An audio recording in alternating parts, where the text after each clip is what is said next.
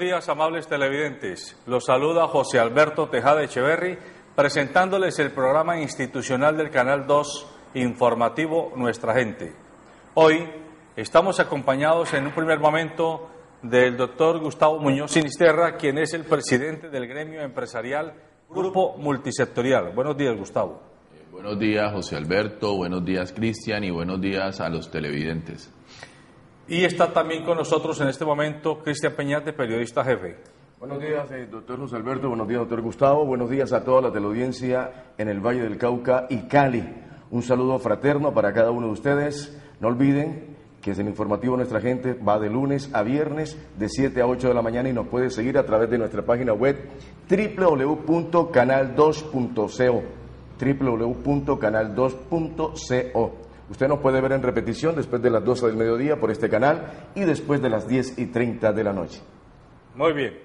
En algunos minutos estará Gustavo González, otro panelista frecuente de nuestro programa, empresario vallecaucano del sector avícola, y quien con Gustavo Muñoz estará compartiendo en este rato para que hablemos de la situación de violencia, de inseguridad y de desorden que está viviendo la ciudad de Cali, que quien con Medellín lamentablemente están siendo hoy foco de las noticias nacionales, porque pareciera que hay un resurgir o un empoderamiento mayúsculo de bandas y de pandillas que se han apoderado de sectores grandes e importantes de las respectivas ciudades. Es el caso de Cali. Hoy sabemos que en el barrio El Retiro ya es una noticia que se sale de los entornos del barrio de la Comuna 15 de Cali. Hay pandillas disputándose la avenida Ciudad de Cali para salir a atracar a vehículos automotores y a transeúntes, y además pandilleros que se estacionan frente al Colegio Señor de los Milagros, institución fundada por el sacerdote alemán Alfredo Welker, quien ya no está en Colombia, y quienes les cobran a las mamás que llevan a los niñitos a este instituto, que tiene más de 2.000 estudiantes, vacuna para dejarlas pasar allí, para entrar, para llevar su niño a la institución educativa. Pero igual, contrastando con este tipo de noticias, tenemos la noticia de que Cali amanece con orden de 107 establecimientos de comercio adicionales que tienen orden de cierre definitivo, cumpliendo 328 establecimientos comerciales que tienen orden de cierre definitivo en Cali. Nos preocupa sobremanera esta situación, porque seguramente que de los 328 establecimientos, un número de ellos, pero no será que en todo caso ni siquiera la mitad, han incumplido y seguro que han hasta falsificado documentos, pero la inmensa mayoría son tiendas de barrio, son peluquerías, son cacharrerías, ni siquiera son bares y discotecas, porque los datos de los que disponemos nos indican que aquí han caído tiendas de barrio, cacharrerías y peluquerías, situación que nos parece a nosotros, periodísticamente hablando, un contrasentido cuando tenemos un problema de desempleo y de falta de generación de ingresos terrible en la ciudad de Cali. Así que estos son los temas que queremos abordar con nuestros panelistas y comenzamos con Gustavo Muñoz Sinisterra. Sí, José Alberto. Bueno, es muy preocupante el tema de inseguridad en la ciudad y en las principales ciudades del país. Cali no se escapa de eso y a Cali se suma el nivel de desempleo. Estamos hablando de que mientras en el país en febrero de este año comparado con febrero del año pasado está en el 11.9, Cali Jumbo, que hay que sumar Jumbo, está en el 15.8. Y si quitamos a Jumbo, el desempleo de Cali se va a sumar, y si lo miramos por regiones, el tema de Buenaventura o hacia el norte del Valle es más crítico. Entonces, pensamos que hay una gran responsabilidad en el tema de generación de empleo, que parte del sector privado y el sector gobierno, pero vemos que el sector gobierno a nivel de municipio y departamento tiene muchas acciones más coactivas en vez de llamar al sistema empresarial, microempresarial, informal, porque si hablamos del 15.8 de desempleo, el sistema informal está en el 35-38%, y hay mucha informalidad y hay que preguntarse por qué. ¿Será que hay cultura de no pago o hay una sobrevivencia que a la gente no le alcanza para ser formal, para tener empleo formal, para pagar sus impuestos formales y tiene que salir a sobrevivir? Entonces es un tema de su empleo. Entonces pensamos que falta un equilibrio ahí entre organizar la ciudad y no comenzar a destruir el empleo. El tema de la globalización y del TLC, con todo el tema de comercio y manufactura entrando al país libremente, está fortaleciendo una intermediación comercial, pero está acabando con todo el empleo formal que genera la manufactura y la industria, y este es el empleo que más se está destruyendo y se va a destruir porque no estábamos preparados para la apertura económica y nos tocó enfrentarla.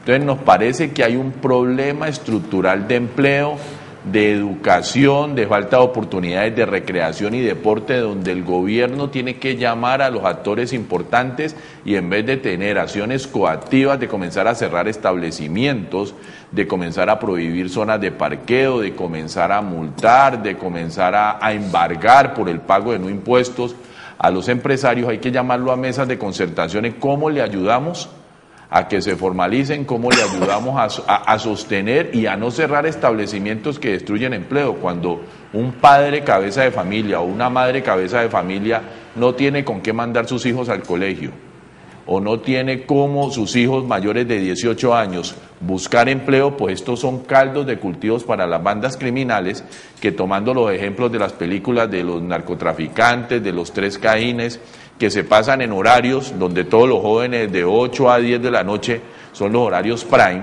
pues estos son los líderes de estos jóvenes y son caldo de cultivo para aquellas mafias que encuentran estos muchachos entre los 12 y los 18 años que son intrépidos y les pagan 2 salarios mínimos, les colocan una moto y un arma mensualmente, y con eso generan ingresos para su familia y se convierten en los pequeños capos, donde hay un sistema de justicia débil también en el Valle con lo que ha pasado en el Palacio de Justicia.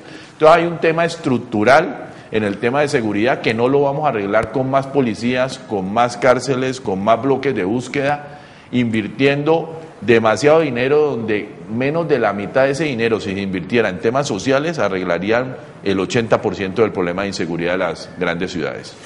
Gustavo González, saludándolo a usted y agradeciéndole su presencia en el programa, comienzo preguntándole o pidiéndole que dé su opinión.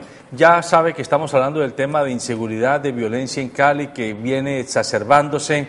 Hay bandas de pandillas, hay problemas de cierre de establecimientos de comercio. Hoy la noticia en Cali es que hay 328 establecimientos con orden de cierre definitivo, y nos hemos puesto nosotros en la tarea de averiguar con personas que nos llaman, que nos visitan, que conocen el medio de comunicación, y estamos seguros que mucho menos de la mitad de esos establecimientos han incumplido de manera intencional, digámoslo así, o han falsificado algún documento. La mayoría de establecimientos ni siquiera son establecimientos de bares, discotecas y ventas de licores. Han caído tiendas de barrio, peluquerías y cacharrerías en esta, digámoslo, cruzada que la Secretaría de Gobierno Municipal está haciendo para dar orden de cierre definitivo. Ustedes son empresarios. Estamos ante una situación donde todo indica que la situación se está saliendo de manos. Miren, citamos al comandante de la Policía Metropolitana hasta las 9:30 de la noche de anoche. Estuvimos pendientes que nos confirmaran la presencia de un representante de la Policía Metropolitana en este programa, y nos llamaron a decirnos: no podemos asistir porque a las 7 de la mañana tenemos videoconferencia con el general Luis Riaño, el general comandante de la policía a nivel nacional, porque la situación en Cali y Medellín se está desbordando. Bueno, con un cordial saludo a usted y a toda la teleaudiencia.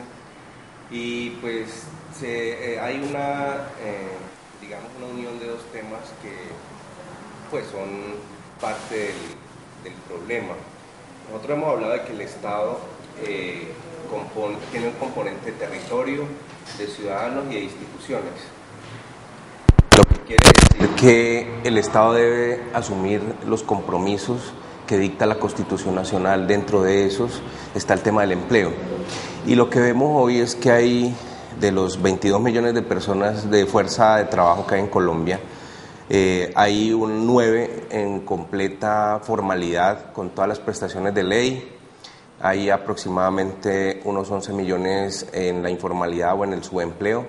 Y tenemos unos 2.400.000 personas sin nada que hacer en Colombia, ante una, digamos, una falencia clara, una falencia que el Estado ha sido inferior a suplir, y esto nos está generando focos de violencia en todos los puntos cardinales de Colombia. Yo creo que si ajustamos una política de empleo más coherente, donde lógicamente fortalecemos el aparato productivo también, pero el Estado no se descarga tan fácil de la responsabilidad, sino que asume parte del presupuesto para la solución del problema, vamos a tener que invertir menos de esos billones que estamos invirtiendo en seguridad, que también es importante. Nosotros no decimos que el tema policial, el tema del ejército sea un tema estructural para la solución, pero rápidamente el país tiene que enfocarse en la solución de estas personas que no van a dejar morir de hambre a sus familias, que no tienen oportunidades, que no tienen una capacitación y que lastimosamente muchos equivocadamente toman el camino de la delincuencia con los resultados desafortunados que trae esta problemática para el tejido social.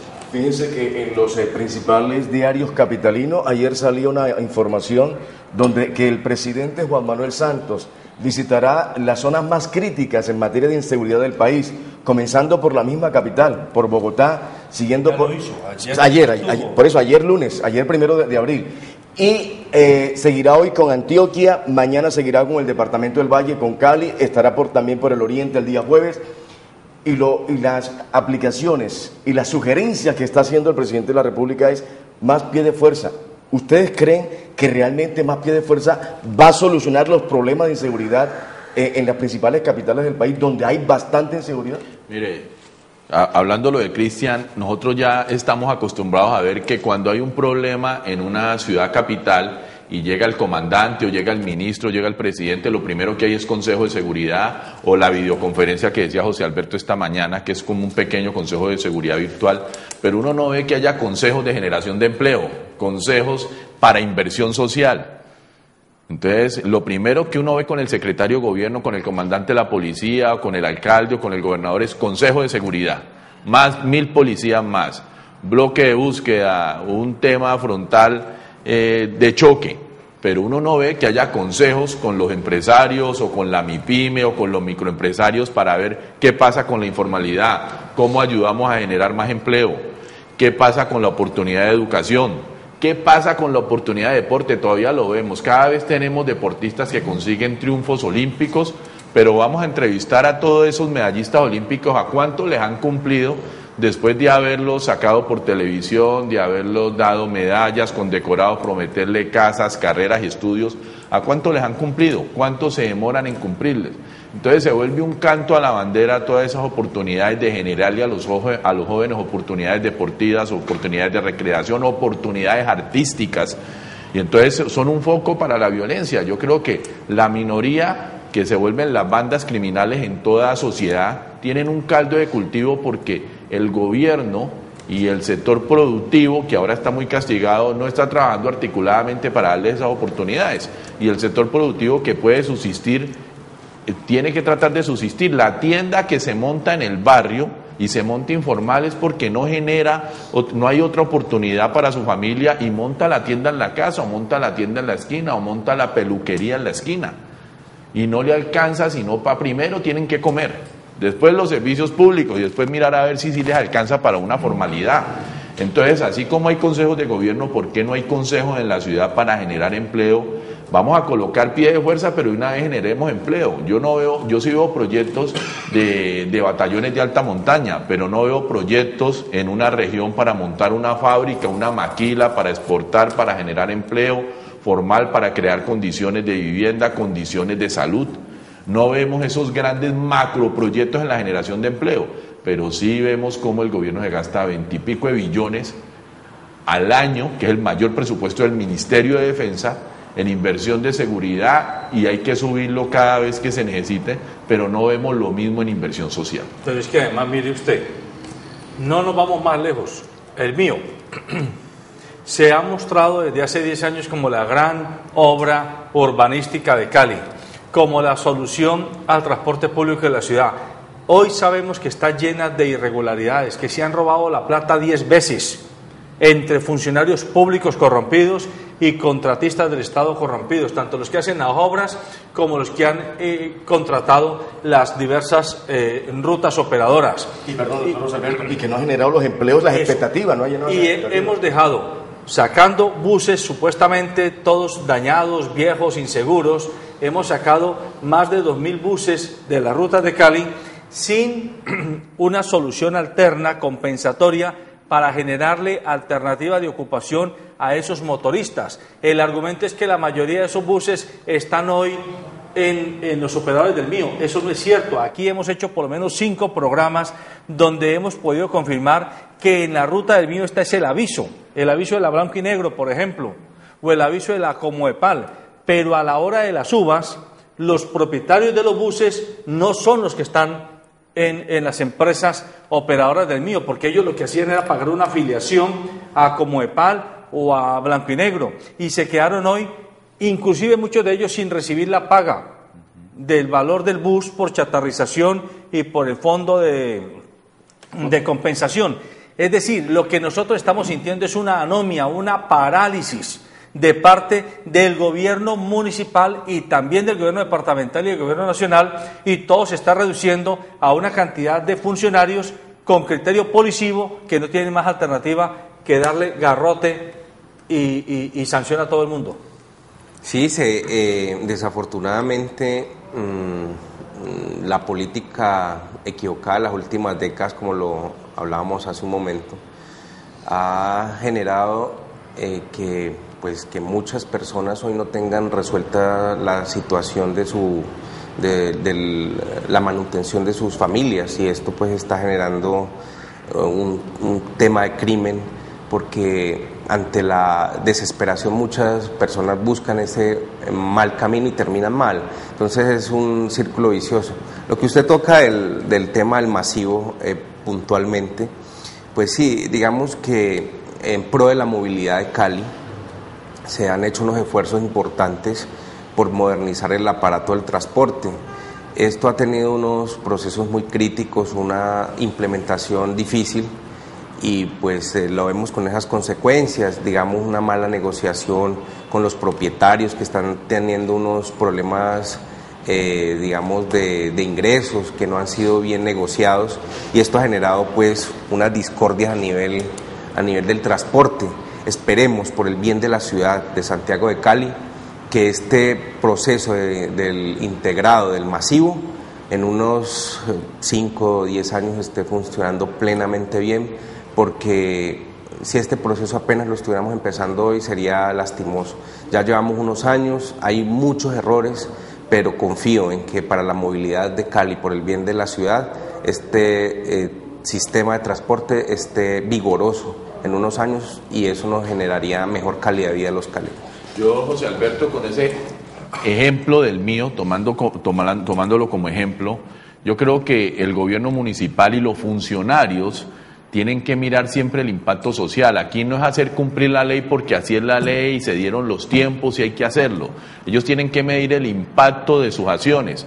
Entonces el impacto de sacar 2.000 operarios o 2.000 motoristas, que cada motorista le generaba 5 empleos indirectos a los que cambian la llanta, a los que cambian el aceite, a los que lavan el carro, ya estamos hablando de 10.000, y de esto se mantenían 5 familias, 5 personas por familia, entonces estamos hablando de 50.000 personas que se ven afectadas en una política de estas.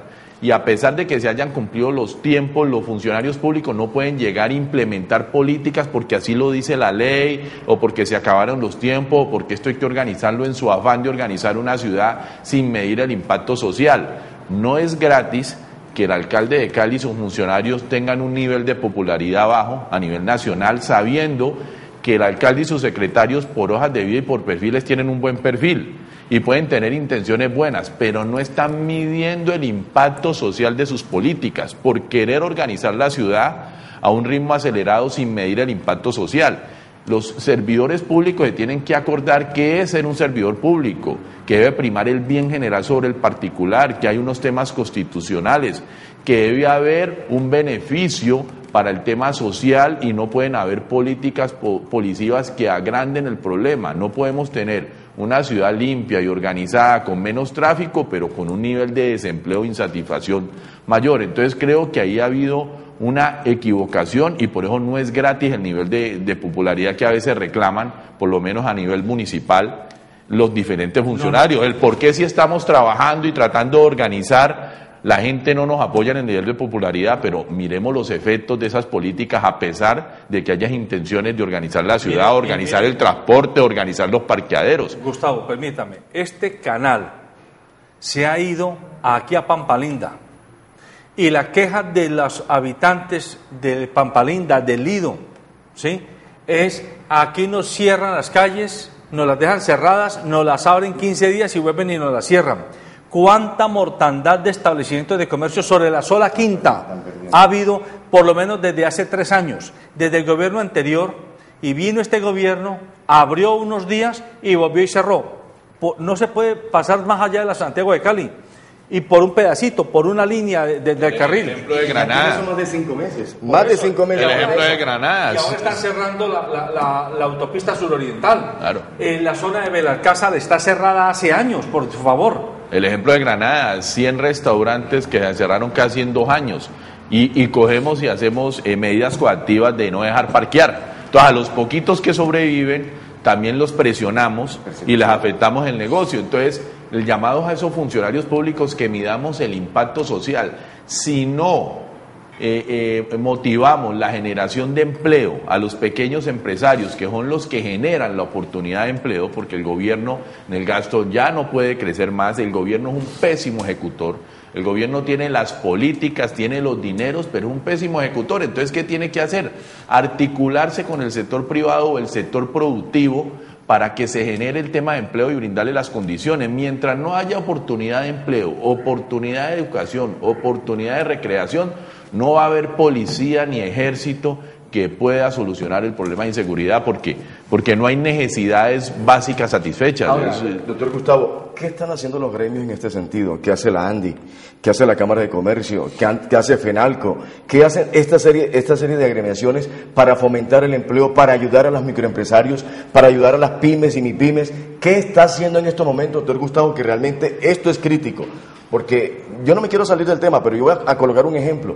Mire lo que está pasando. Se habló mucho del tema del Tratado Libre de Comercio para ¿cómo es? El occidente colombiano. Se habló mucho de que en Cali iban a generar empleos, que esto, y nos damos cuenta que han pasado, ya estamos llegando al 9º mes de la creación del Tratado Libre de Comercio, y esa generación de empleo no se ha visto. No se ha visto la generación de empleo. Uno va a Buenaventura y se da cuenta que siguen los mismos problemas, la misma situación, la misma gente nativa de Buenaventura está padeciendo el tema de la falta de empleo. Y es una situación caótica. Y si uno mira Cali, todavía más. Yo por eso no le creo al DANE. La cifra que entregó el doctor Gustavo Muñoz del 15.8 para mí son negativas, no son ciertas estas cifras del DANE, porque yo creo que Cali, el occidente colombiano, está generando un desempleo pasado de los 18 puntos en este sentido, doctor Gustavo.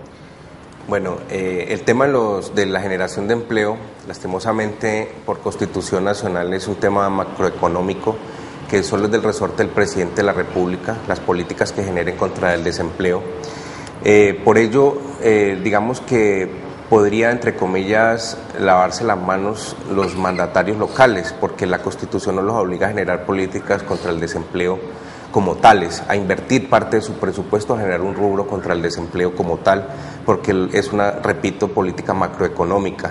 Esto ya de entrada es un tema preocupante, porque si alguien conoce el problema de primera mano y puede atacar puntos sensibles para mejorar el tema del empleo, son los mandatarios locales. Entonces, vemos cómo todo el sistema está mal diseñado, mal elaborado. Vemos que aquí, como usted lo menciona con el TLC, hay problemas de infraestructura, en el tema de movilización de las mercancías, etcétera. No estamos siendo competitivos y lo que estamos haciendo muchas veces al no generar las condiciones de generar más desempleo. Esto vuelve y nos lleva recurrentemente al tema de que mientras el Estado colombiano no intervenga con una política pública seria, el manejo del desempleo, invirtiendo parte de su presupuesto, vamos a tener este problema. Yo sé que al gobierno y a todos los teóricos de la administración pública hace décadas que se nutren de las teorías macroeconómicas que han venido reinando, digamos que dicen que el tema del Estado generando empleo puede ser asistencialismo, pero en estos países tan golpeados económicamente como América Latina, esa no puede ser una puerta cerrada totalmente. Lo vimos con Lula en Brasil, como a través de la Bolsa de Familia, que le criticaron mucho por asistencialista, logró reducir la pobreza. Y para terminar este comentario, vemos cómo el tema vuelve allí a aparecer, tocando el tema de Brasil con las favelas, donde hay una lucha de clases miedosa, donde la gente está generando un tema de violencia muy fuerte y donde hoy ni siquiera ellos quieren resignar eso a acuerdos con el gobierno porque lo han reconocido que es una lucha de clases. Y oía yo una frase de uno de estos muchachos que está en la delincuencia en Brasil, que decía que el tema no es de diálogos porque es una lucha de clases y que ellos van a demostrar que tienen poder, porque la diferencia de ellos con las clases altas es que las clases altas les tienen miedo a la muerte y ellos no, y que ellos tienen es un tema profundo de malestar por el trato social que le está dando el gobierno. Entonces vemos los problemas en Latinoamérica. Yo quiero agregar dos comentarios adicionales. Uno primero, en este fin de semana salió la noticia de que un helicóptero de la Policía Nacional estaba en el lago Calima recogiendo 3 mujeres que desembarcaron de una lancha y se subieron al helicóptero de la policía. No se trata de que no se pueda recoger a la gente, se trata de saber a quiénes se recogió. Eso todavía no ha trascendido. Nosotros por lo menos no sabemos quiénes son las damas, las bellas que se recogieron, pero a uno sí le queda el sabor de que definitivamente hay una discriminación que nace desde arriba y que le importa pasar por encima de la opinión pública colectiva, porque si se enojan, si se indisponen, no nos importa. Y quienes conocemos a General Castañeda, que nos parece un hombre serio, un hombre decente, un hombre preocupado por resolver las situaciones de inseguridad de Cali, a veces nos da la impresión de que está maniatado. Eso uno. Y segundo, el propio Kiko Lloreda ha reconocido que en Cali se tienen identificadas cerca de 60 intersecciones viales donde hay atraco armado en motocicleta. Y las motocicletas no son de 70 centímetros cúbicos, son motocicletas de alto cilindraje.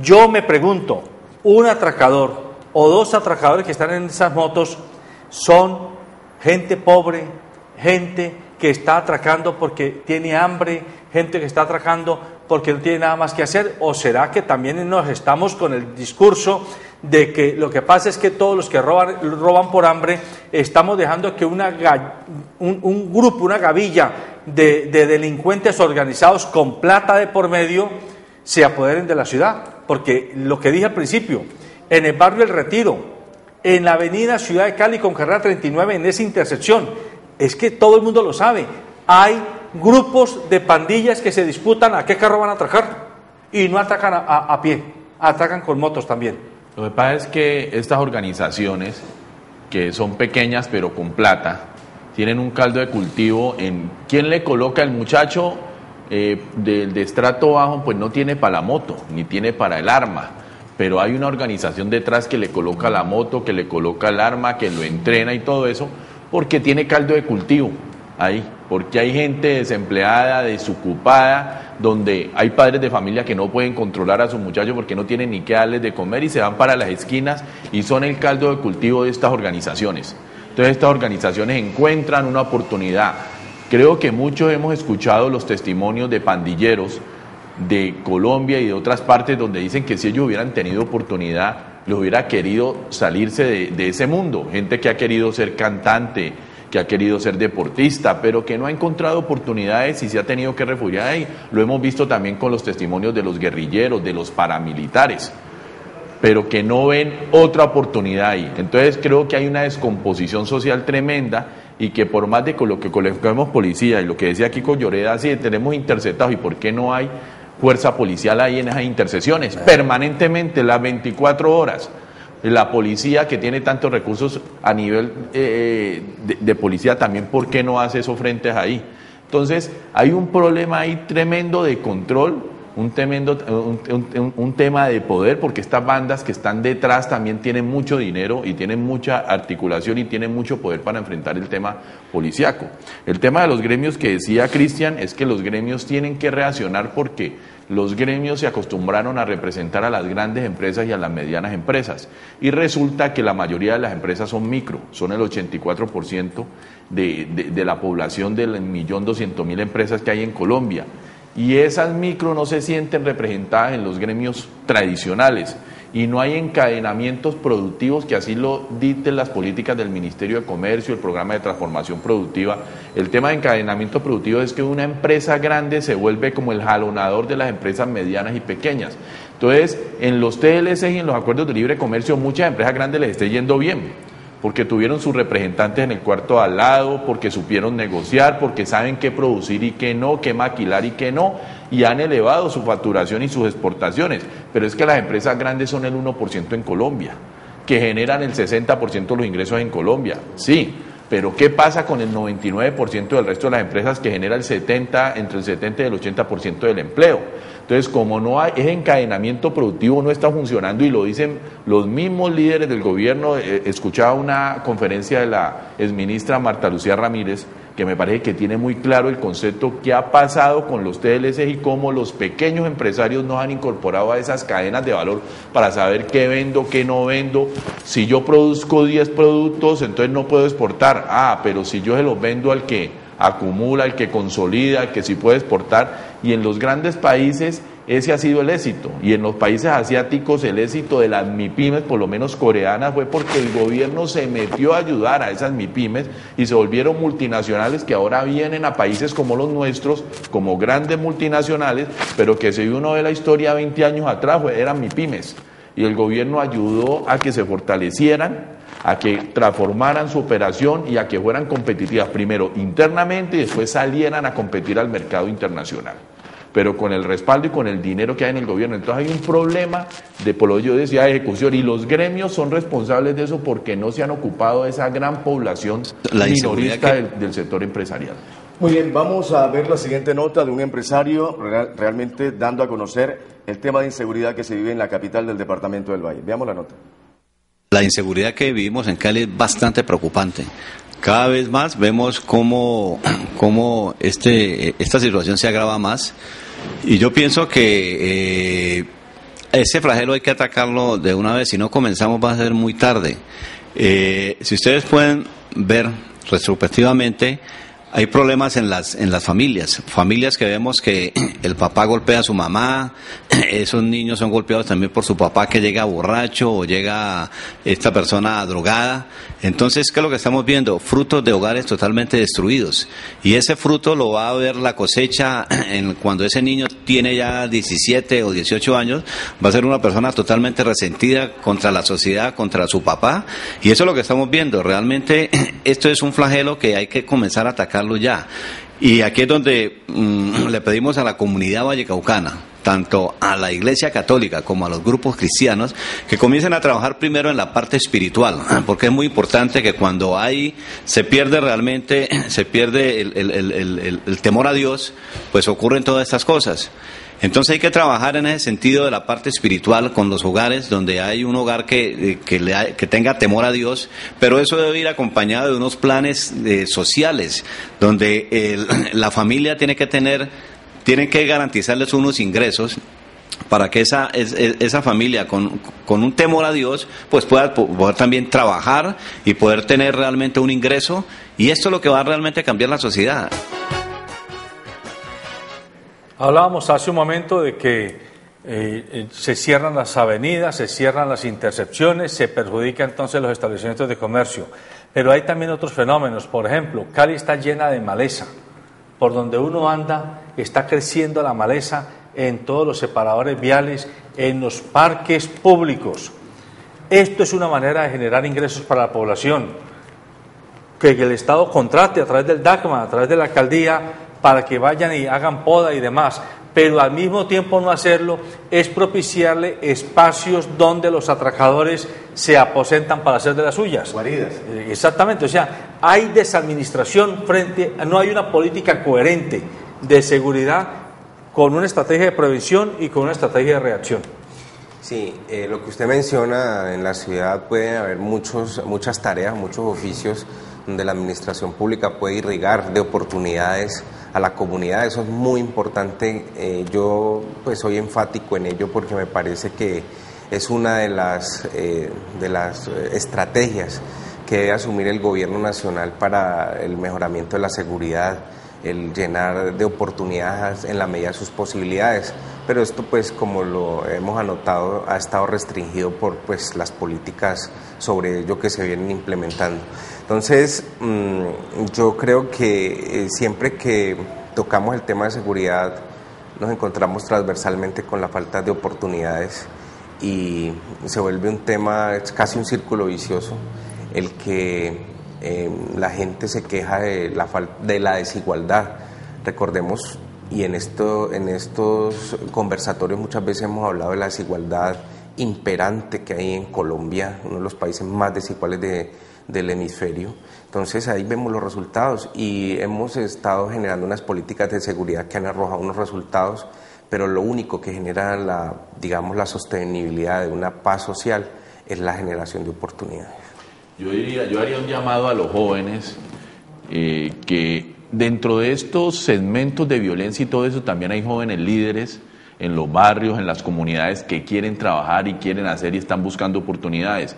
Entonces el llamado a estos nuevos líderes es que integren las juntas de acción comunal, las juntas de acción local, que tienen unos presupuestos del municipio, que comiencen a preguntarse qué recursos manejan, qué políticas manejan, cómo reclaman a los secretarios municipales y departamentales la oportunidad por lo menos para desempeñar esas labores en los barrios del tema de parques, de cuidados, que generen empleo en la misma comunidad, pero que no pueden esperar a que la administración vaya donde ellos, hay que ir donde la administración. Entonces estos jóvenes que tienen ese espíritu, que no se dejan negociar sus valores, a pesar de que no tengan oportunidades por el tema criminal o los malos caminos, que también sean más proactivos y busquen espacios de participación en sus comunidades y a través de las universidades y colegios comiencen a formar esos grupos y esas agremiaciones y esas asociaciones y vayan con propuestas claras y estudien las políticas, porque la Constitución y las políticas les da un poder enorme cuando las conocen y cuando saben presionar al funcionario público,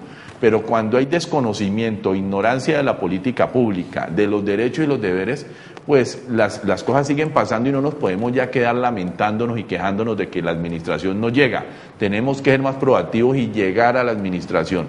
Entonces hago un llamado a toda esa comunidad juvenil que siente como sus amigos y como parte de su familia se esté yendo por los malos caminos por la falta de oportunidades, pero si hay unos líderes que uno identifica que tienen muchas ganas de hacer las cosas, y por lo menos en el grupo multisectorial le damos mucho apoyo a un tema que llamamos Mesa de Juventud, Mesa de Innovación, Mesa de Emprendimiento, porque me parece que nosotros tenemos que comenzar a formar líderes. La generación nuestra ha perdido muchas oportunidades de liderazgo aquí en el Valle del Cauca, porque hay muy buenos empresarios, muy buenos líderes, pero no nos atrevemos.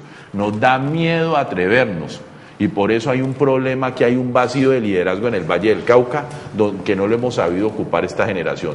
Y a la vez que nos estamos pellizcando, tenemos que comenzar a formar esos muchachos de 20 años que van a hacer el relevo generacional, pero que desde su edad temprana tienen que conocer cómo funciona la sociedad, cómo funciona el Estado, cómo yo participo activamente, cómo voy por los recursos que genera la misma sociedad y que es de administración pública. Entonces, un llamado también a esos jóvenes para que despierten y comiencen a educarse en ese sentido. Yo realmente en la posición que ha dicho el doctor Humberto Fernández me llama la atención algo. El tema de los valores y principios se ha perdido realmente. La semana pasada veíamos a través de un diario aquí de la capital del departamento del Valle, donde más de 32.000 cupos se perderían a los estudiantes, y hablo del casco urbano en el municipio de Santiago de Cali. ¿Pero por qué se perderían? Se preguntarían los televidentes y se preguntarán ustedes. Es que no hay los estudiantes adecuados para estar en esas escuelas, en esos colegios públicos. Ustedes tienen que buscarlo para meterlos allá. Pregunto, yo aquí no estoy buscando los culpables, pero sí decir, padres, hacen parte allí de que sus hijos vayan a las escuelas. Segundo, los principios y valores, respeto que se debe tener es importante. Y cuarto, señores, hay que mirar que el gobierno departamental, el gobierno municipal, ¿verdad? La JAL, la Junta de Acción Comunal, la Junta de Acción de Administradoras, trabajen, importante este sentido, trabajen para que esos niños, esos adolescentes, no estén en los parques, no estén en las esquinas, tratando de matar su tiempo, que realmente no es el válido, porque la mente desocupada es mente del diablo. Así que lo que hay que buscar es que esos muchachos, si no quieren estudiar, si los papás no lo han educado porque el papá se fue, abandonó a su señora con sus 4 hijos, y la señora tiene que ir a lavar, tiene que ir a buscar el sustento, por lo menos de las 3 comidas en el día, entonces esos muchachos quedan solos. Buscar la manera para que esos muchachos puedan hacer algo. Si no quieren estudiar, algo productivo que tengan que hacer, pero no que busquen el acto delictivo de poder atracar, de poder hacer fechorías y aumentar el caos que viven las grandes capitales en nuestro país. Mire, yo te pongo un ejemplo. Yo leía una entrevista al secretario de Tránsito Municipal donde decía que aumentó el recaudo de multas de 1.000 millones a 17.000 millones, una cifra astronómica. Entonces, que está comprando más motos, que está contratando más agentes de tránsito, que está comprando más cámaras de fotomulta. Listo, hay una organización en la ciudad, pero ¿por qué esos 17.000 cuántos se está invirtiendo en temas sociales? ¿Por qué instituciones, la Secretaría es un ejemplo, la policía y todo eso, qué parte del presupuesto va en control y qué parte va en inversión social, pero no en ir a regalar un día la comida, el desayuno, porque ¿qué pasa con los otros días? En ir a conformar proyectos que generen oportunidades en los parques, en los barrios, en las comunidades. En el tema por lo menos del tránsito, ¿cuánto estoy yo también en proyectos de inversión de generar temas de parqueadero, temas de educación, temas de donde le dé oportunidad de generar empleo a esos que estoy afectando por la medida de control? Entonces, la política pública tiene que ir acompañada de control, pero de inversión social, y ojalá más de inversión social.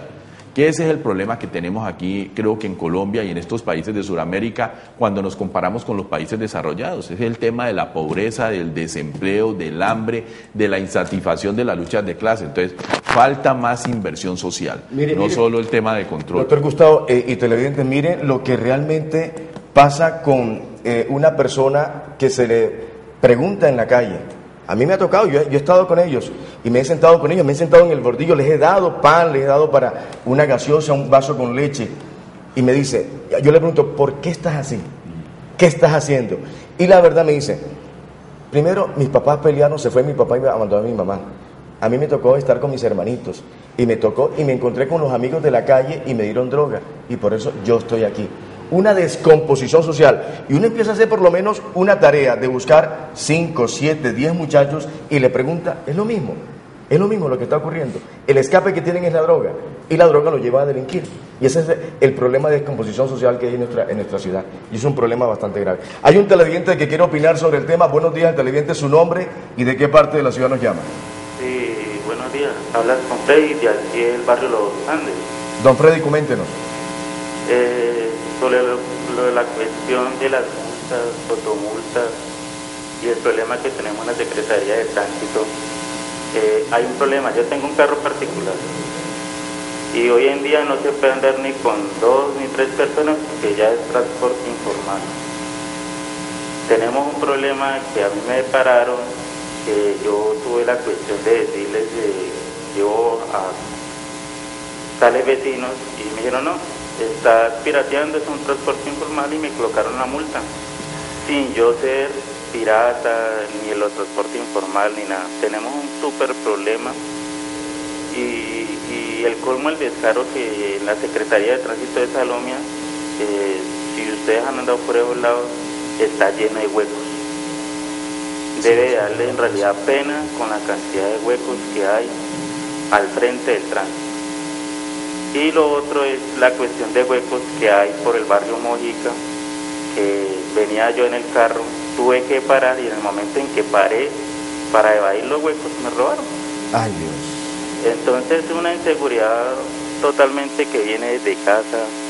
Se han preocupado por perseguir a los piratas, por parar al transporte informal y todo. La otra cuestión de la seguridad la estamos dejando a un lado. Estamos tratando de, como quien dice, recaudar plata, pero no hacemos nada más. Muchas gracias, don Freddy. Su comentario es muy oportuno y está demostrando lo que nosotros venimos diciendo. Cali está llena, el secretario de Tránsito se llena la boca diciendo que ha aumentado por 10 veces el recaudo de multas y de sanciones a motociclistas, a vehículos particulares y a vehículos públicos. Pero uno ve que las calles siguen no solo en las mismas condiciones, sino en peores condiciones. Él lo acaba de decir. En el entorno de la Secretaría de Tránsito Municipal, ni siquiera en ese entorno son capaces de invertir en arreglar las calles. Entonces, la pregunta que uno se hace es, primero, ¿dónde está la plata?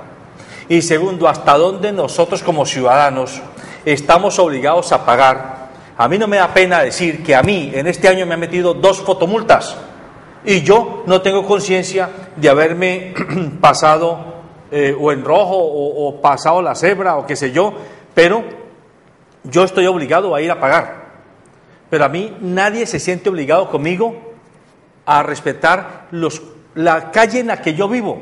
Tiene huecos desde hace por lo menos 2 años y nadie se le ocurre pasar. Fue tan atrevida la Secretaría de Tránsito que pasó por la calle en la que vivo yo y tiró una línea amarilla en la mitad, pero por encima de los huecos, por encima de los huecos. Esto es una ofensa a la inteligencia, eso es un irrespeto a la dignidad de la gente, simplemente es un alarde de autoridad. Eso es lo que está pasando. Regálame un segundo, porque, doctor Gustavo, porque hay un televidente que quiere opinar. Buenos días, su nombre y de qué parte nos llama. Buenos días, primero que nada que Dios los bendiga, muy importante este programa que están sacando ustedes al aire. Los estamos llamando del barrio de los Andes y nosotros aquí tenemos una problemática grande con un parque que se llama el Parque Dakota. Este parque totalmente está ingestado de vicio, de microtráfico y no conseguimos la posibilidad de que esto sea erradicado. Esto está afectando a las familias a este parque. Nosotros incluso estamos afectados con un familiar por drogas y esto son las 24 horas, eso ustedes pueden pasar eso, la cantidad de vicio, llegan taxistas, carros lujosos, ahí se vende droga, pero llegan a veces los policías a hacer redadas, pero no pasa nada. Entonces estamos haciendo un llamado que por favor a ver si nos ayudan con este sitio aquí en el barrio Los Andes, el Parque Dakota, muy conocido por el vicio. Entonces pues estamos pidiendo la colaboración a través de este medio. Muchas gracias, señora. Gracias. Muchas gracias por su comentario. Efectivamente, usted está confirmando, los parques de Cali, por falta de cuidado, también se están convirtiendo en guaridas de delincuencia. Sí, entonces volvemos al tema. Hay mucho control ahora en la ciudad por las instituciones y los servidores y las diferentes secretarías y las instituciones del gobierno, pero falta inversión social.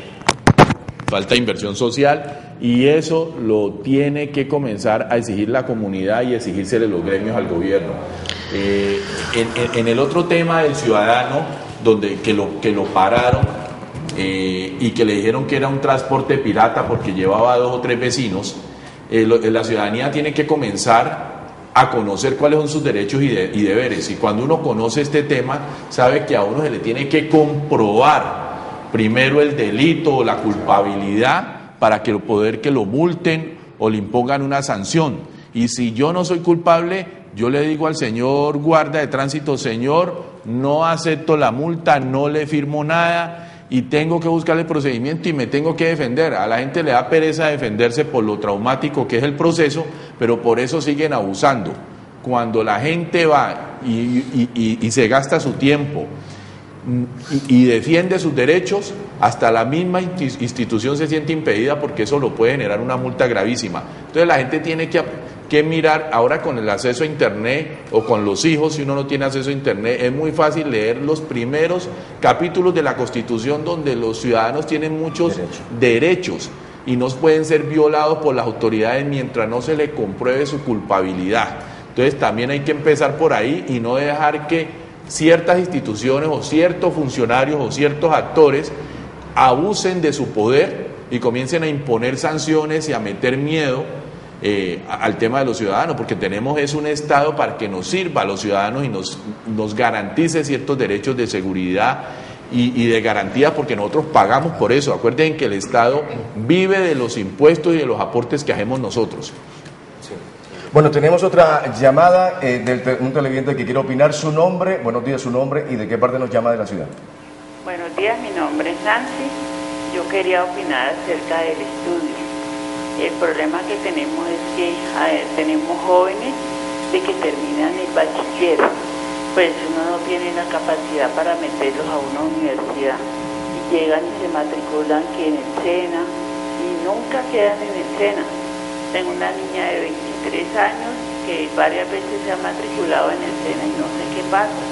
Y dicen que hay programas en el SENA, que hay esto y lo otro, pero mis niñas no han podido quedar en el SENA.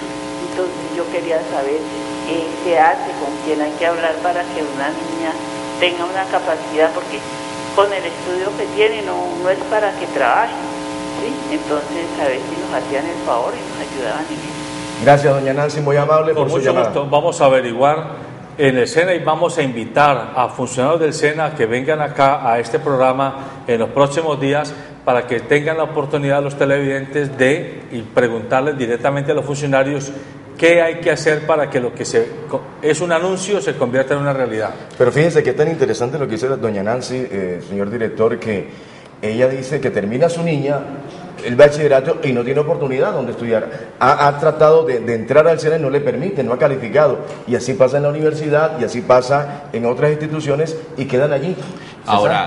Ahora el gobierno o funcionarios pueden decir, no, pero es que esto es una responsabilidad del sector privado, genera el empleo al muchacho. Pero si el sector privado no tiene las condiciones para generar empleo, no se puede sostener, pues antes está reduciendo su planta de personal en ese tema y también pagando menos por toda la oferta que hay insatisfecha. Yo le diría también, hay que mirar qué pasa con instituciones como el SENA, pero también esta muchacha debería comenzar a mirar cuál es la política juvenil que hay en el país, cuáles son las oportunidades para los jóvenes, cuáles son los derechos, y ellos los miran en internet, y comenzar a buscar en su misma localidad, en su misma junta de acción comunal, comenzar a buscar organizaciones juveniles y ir a participar de esas organizaciones que están yendo y llegando a instituciones y presionando instituciones como el SENA, presionando instituciones como la Secretaría de Bienestar Social, presionando programas juveniles del municipio y del departamento y buscándose oportunidades en las universidades. También están trabajando en eso, con el tema de derechos de oportunidades en los institutos o en los colegios. Es que hay que comenzar a llegar donde esos programas, no esperar que nos lleguen y no quedarnos con esa primera respuesta. Y me parece muy importante, muy válido traer un funcionario del SENA, porque muchas de las instituciones dicen que los jóvenes no se presentan, que se desperdician las becas, que se desperdician los cupos. Si uno habla con el secretario de Educación Municipal Departamental, dice, hay tantos cupos que no han llenado los padres de familia. Si habla con el SENA, dice, se desperdiciaron tantas becas. Este fin de semana salió en El País la cantidad de becas que hay para jóvenes, pero que como no hay ese acceso a la información, no los aprovechamos. Eso sí es verdad. Vamos a escuchar una opinión de un televidente. Buenos días, su nombre y de qué parte nos llama. Muy buenas, Pilar Córdoba, del barrio El Guabal. Doña Pilar, le escuchamos. Referente al abordamiento de los vehículos táxis.